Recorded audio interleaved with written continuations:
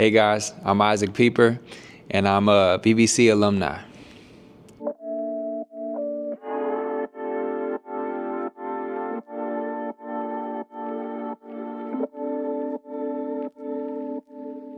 For Victor Valley College, I was here for about 3.5 years.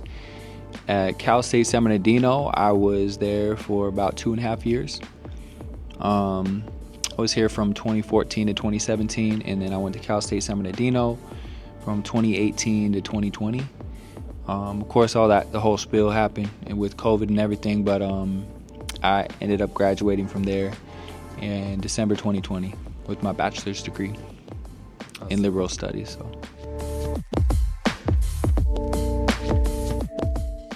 The main thing that inspired me to be a teacher was I knew what it was like being a kid, and I wanted to just be a leader for these kids. And if I'm being completely honest, I know that these kids, they feed off of whatever you give them, and they're sponges.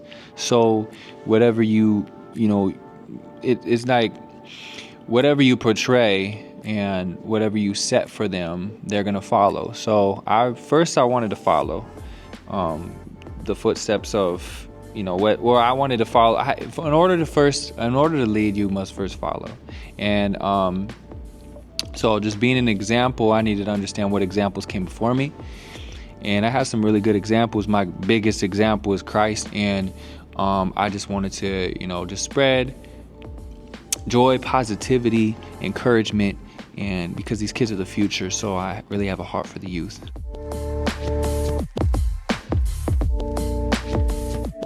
So for teaching, it's pretty interesting. So I said I wanted to be a math teacher when I graduated high school because I loved math.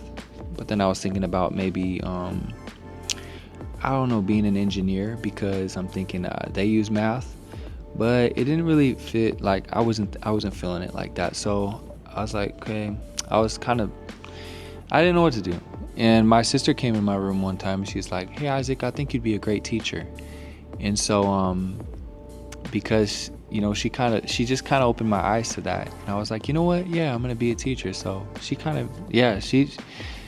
kind of lit the fire for me to it's kind of like it's like when you're breaking a branch, all that energy stored up, and then finally it breaks. It was like kind of like that, just breakthrough moment, like, oh yeah, I'm meant to be a teacher. So yeah. Okay, so the challenges I met was being the first one going to college in my family. Well, in the family I'm in right now, my mom and dad went to college, but the first one of us, my 3 siblings going to college, I had to figure out what I wanted to major in. And it was kind of I wanted to make sure I got 12 units, semester units. I don't know how it is now. But, I got set up with some good help, but I ended up taking way too many credits here. And I thought it was good when I transferred to Cal State San Bernardino, but I wasn't. Most of my credits didn't transfer to my liberal studies degree, and it left me very upset. I was basically like a sophomore or freshman again going to Cal State San Bernardino. It felt like that, and I was just determined to make up all these units at Cal State. We did quarters, it wasn't semesters, so every 2 months we switched up our courses. So I just went ham, and I got like 20 units a quarter at least, because you could get 12 and get set price for 12 units or higher. So because of my GPA was good, I did that. But man, for like 2 years I was doing like about 20 units a quarter because I wanted to complete college, and that was a struggle, but I made it through. But about that.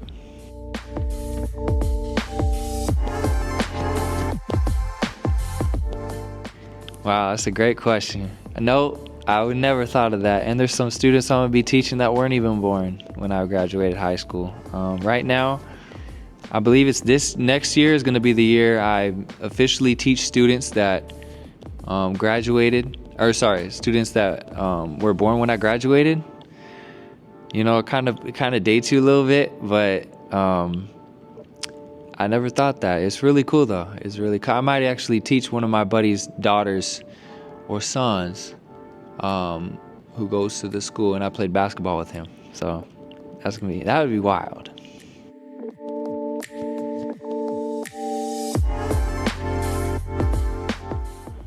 Traditions for the first day of school. So I really just want to set the foundation for the classroom management, classroom procedures, rules, and I dial it in better each year.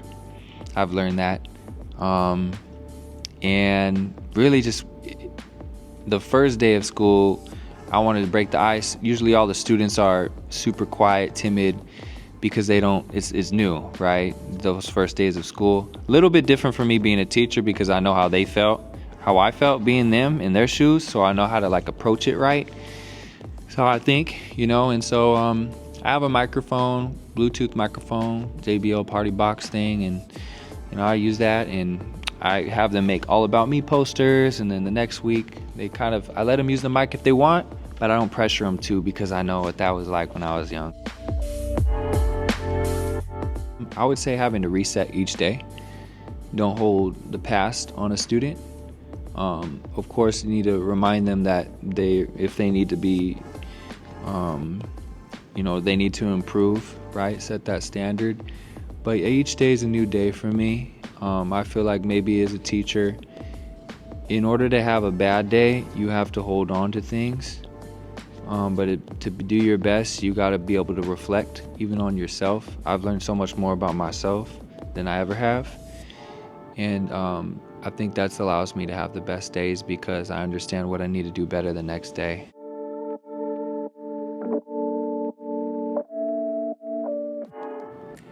I would say having a mindset for just for the next generation. If I didn't care about the youth, I wouldn't teach. The money's nice, right? But it's not about the money as much as it is about these kids. And so what drives me every day, what's fueled me, is that love that I've got from the Lord to just instill in my teaching without talking about it. Just let these students know that they are loved, they're cared about, because you don't know where they're coming from. You got 30-something students coming in the class, all from different households, different backgrounds, whatever it is, and they're in front of you. So it's your job, and you have a huge responsibility, and I'm cool with it. God's directing my steps here, and I'm not one who's gonna be like, oh, a challenge, I'm gonna be taking a step back because I'm all for the challenge, because at the end of the day, I know God won't put me in a position where I can't handle it. So without his help, so yeah. At the first school that I taught, Victor Valley Christian, I got to rap Bible verses with them, and they got 25 plus verses down, and I got to get it down too. And we'd always rap it in chapel. That was the highlight of my year, just being able to do that. Some little fun things that students will remember. Probably nobody grows up and says, oh my gosh, remember that math assignment we did? No kid does that, right? They remember more about how you made a kid feel, how you made them feel, than what you said or did. So I would tell you that one of the memorable moments was when the Minnesota Timberwolves beat the Denver Nuggets.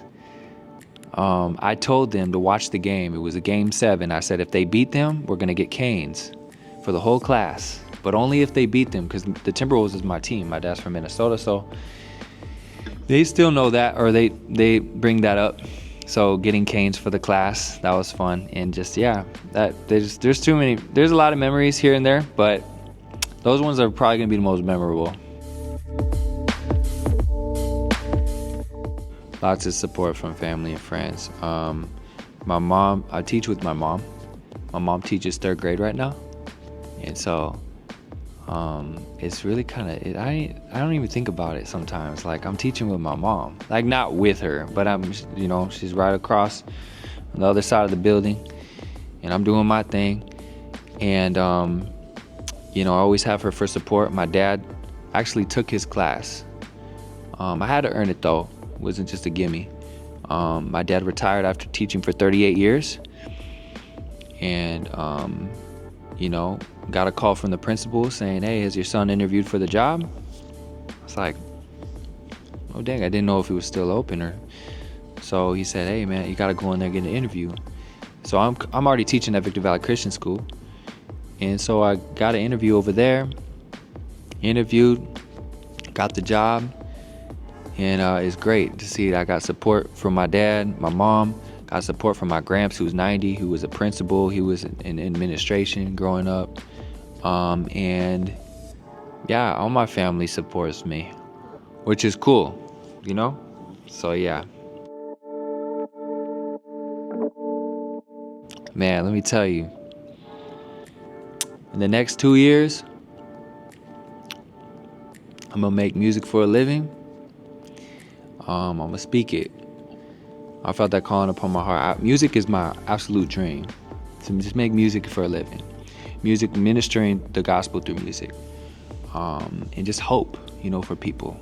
Because I feel like a lot of people are in a different state nowadays because of social media and just comparisons of a lot of FOMO, And I just want to just be that light that God's created me to be. And honestly, if music does not work out, I love my job. And I could always come back to teaching if I do make it in music. But I don't really want to say if, because I truly believe that I will be making music because God's called me to it. And I'm not going to bury a gift. Now, teaching patience, that's a gift from the Lord. I will not give myself all glory and praise for that. Even the music, I'm not going to be entitled to it. But I'll say the next step is, next would be getting married whenever that day comes, having a family. I'd like to be married before my music career takes off, but you never know what God has in store for you. Submitting to His will, I know I'll be all right. So, and for everybody too, everybody else, everybody. So yeah, that's what I got next.